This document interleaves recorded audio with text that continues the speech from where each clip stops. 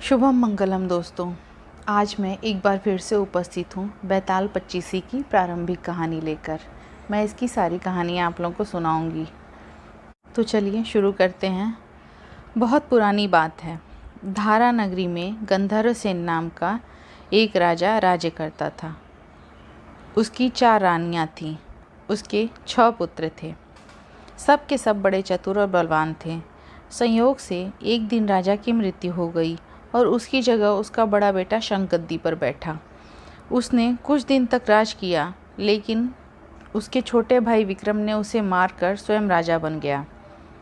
उसका राज्य दिनों दिन बढ़ता गया और सारे जम्बूद्वीप का वो राजा बन गया। एक दिन उसके मन में ये ख्याल आया कि घूमकर उसे उन देशों को देखना चाहिए जिसके उसने नाम सुने हैं। सो वह गद्दी अपने छोटे भाई भर्तृहरि को सौंपकर योगी बनकर राज्य से निकल पड़ा। उस नगर में एक ब्राह्मण तपस्या कर रहा था। एक दिन देवता ने प्रसन्न होकर उसे एक फल दिया और कहा कि इसे जो भी खाएगा वो अमर हो जाएगा। ब्राह्मण ने वह फल लाकर अपनी पत्नी को दे दिया और देवता की बात भी बताई। ब्राह्मणी बोली, हम अमर होकर क्या करेंगे? हमेशा भीख मांगते रहेंगे। इससे तो मरना ही अच्छा है। तुम इस फल को ले जाकर राजा को दे दो और कुछ धन ले आओ। यह सुन ब्राह्मण फल लेकर राजा भर्तृहरि के पास गया और सारा हाल कह सुनाया। भर्तृहरि ने फल ले लिया और ब्राह्मण को 1 लाख रुपए देकर उसे विदा किया। भर्तृहरि अपनी एक रानी को बहुत चाहता था। उसने महल में ले जाकर वह फल उसे दे दिया। रानी की मित्रता शहर के कोतवाल से थी। उसने वह फल कोतवाल को दे दिया। कोतवाल एक वेश्या के पास जाया करता था। वह उस फल को ले जाकर उस वेश्या को दे दिया। वेश्या ने सोचा कि यह फल तो राजा को ही खाना चाहिए। वह उसे ले जाकर राजा भर्तृहरि के पास गई और उसे दे दिया। भर्तृहरि ने उसे बहुत सा धन दिया, लेकिन जब उसने फल को अच्छी तरह देखा तो पहचान लिया।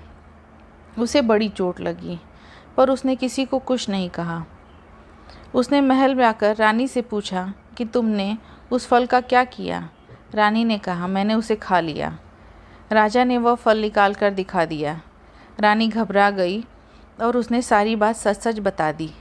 भर्तृहरि ने पूरा पता लगाया तो उसे सारी बात पता चल गई कि वह फल किसके किसके पास गया और कहाँ से उसके पास आया।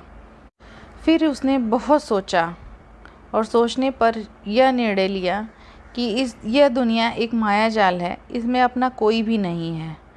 वह फल लेकर बाहर आया और उसे धुलवाकर स्वयं खा लिया।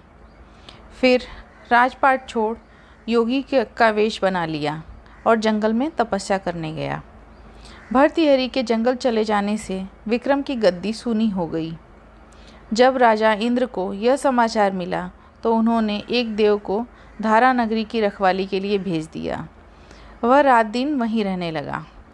भर्तृहरि के राजपाट छोड़कर वन में चले जाने के बाद विक्रम को मालूम हुई तो वह लौटकर अपने देश आया। आधी रात का समय था। जब वह नगर में घुसने लगा तो देव ने उसे रोका। राजा ने कहा, मैं विक्रम हूँ, यह मेरा राज है। तुम रोकने वाले होते कौन हो? देव बोला, मुझे राजा इंद्र ने इस नगरी की चौकसी के लिए भेजा है। तुम सच्चे राजा विक्रम हो तो आओ पहले मुझसे लड़ो। दोनों में लड़ाई हुई। राजा ने जरा सी देर में देव को पछाड़ दिया। तब देव बोला, हे राजन, तुमने मुझे हरा दिया, मैं तुम्हें जीवन दान देता हूँ।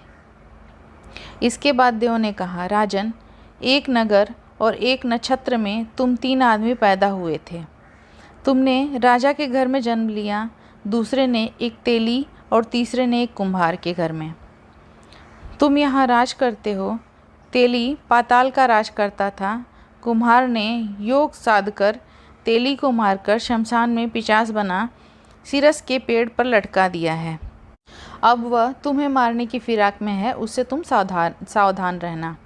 इतना कहकर देव चले गए और राजा महल में आ गया।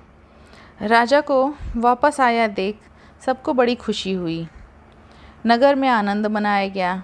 राजा फिर राज करने लगा। एक दिन की बात है कि शांतिशील नाम का एक योगी राजा के पास दरबार में आया और उसे एक फल देकर चला गया। राजा को आशंका हुई कि देव ने जिस आदमी को बताया था कहीं वह यही तो नहीं। यह सोच उसने फल नहीं खाया, भंडारी को दे दिया। योगी आता और राजा को एक फल दे जाता। संयोग से एक दिन राजा अपना अस्तबल देखने गया था। योगी वहीं पहुंच और अपने फल को राजा के हाथ में दे दिया। राजा ने उसे उछाला तो वह हाथ से धरती पर गिरकर छूटकर गिर गया और वह फल टूट गया। उसके टूटते ही उसमें से एक लाल निकला। लाल एक प्रकार का एक पत्थर होता है जो बहुत कीमती होता है। लाल की चमक से उसकी आंखें चौधी आ गईं। राजा को बड़ा अचरज हुआ। उसने योगी से पूछा, आप यह लाल मुझे रोज़ क्यों दे जाते हैं?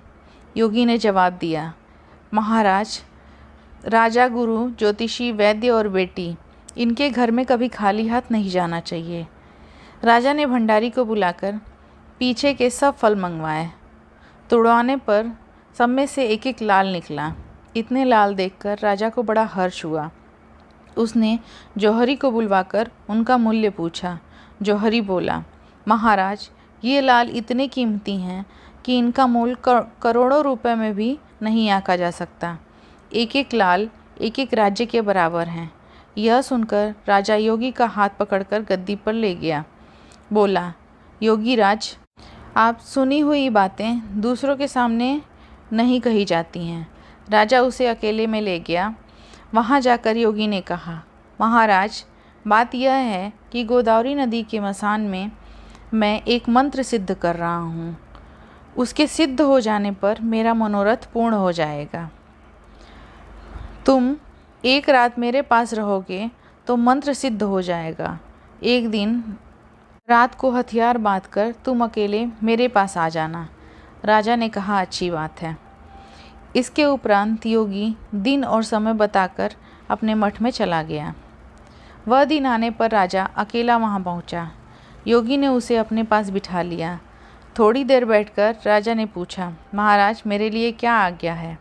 योगी ने कहा, राजन, यहाँ से दक्षिण दिशा में 2 कोस की दूरी पर मसान में एक सीरस का पेड़ है और वहाँ एक मुर्दा लटका है। उसे मेरे पास ले आओ, तब तक मैं यहाँ पूजा करता रहूँगा। यह सुनकर राजा वहाँ से चल दिए। बड़ी भयंकर रात थी। चारों ओर अंधेरा फैला हुआ था। पानी बरस रहा था। भूत प्रेत शोर मचा रहे थे। सांप आ आकर पैरों से लिपट जा रहे थे, लेकिन राजा हिम्मत से आगे बढ़ते गए।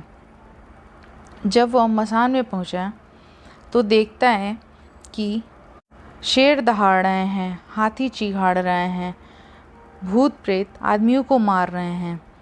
राजा बेधड़क चलता गया और सीरस के पेड़ के पास पहुंच गया।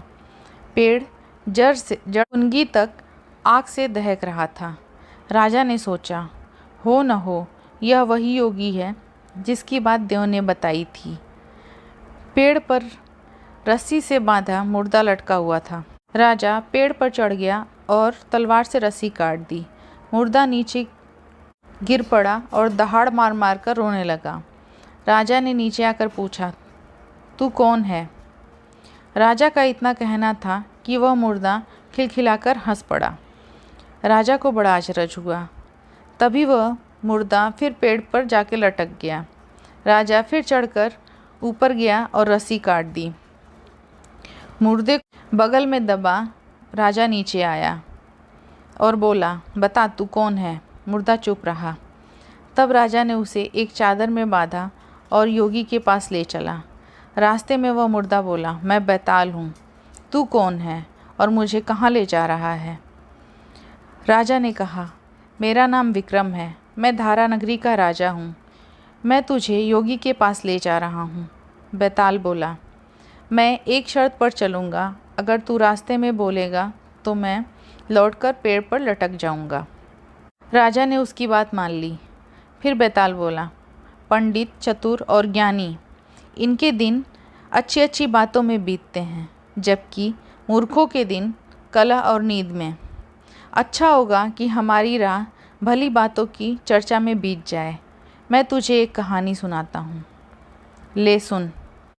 तो दोस्तों, आगे की कहानी अगले भाग में, ये विक्रम बेताल की प्रारंभिक कहानी थी। तो अगर ये पसंद आई हो और आगे की कहानी सुननी हो तो लाइक कर लें, शेयर कर लें, सब्सक्राइब कर लें। बहुत बहुत धन्यवाद आप लोगों का।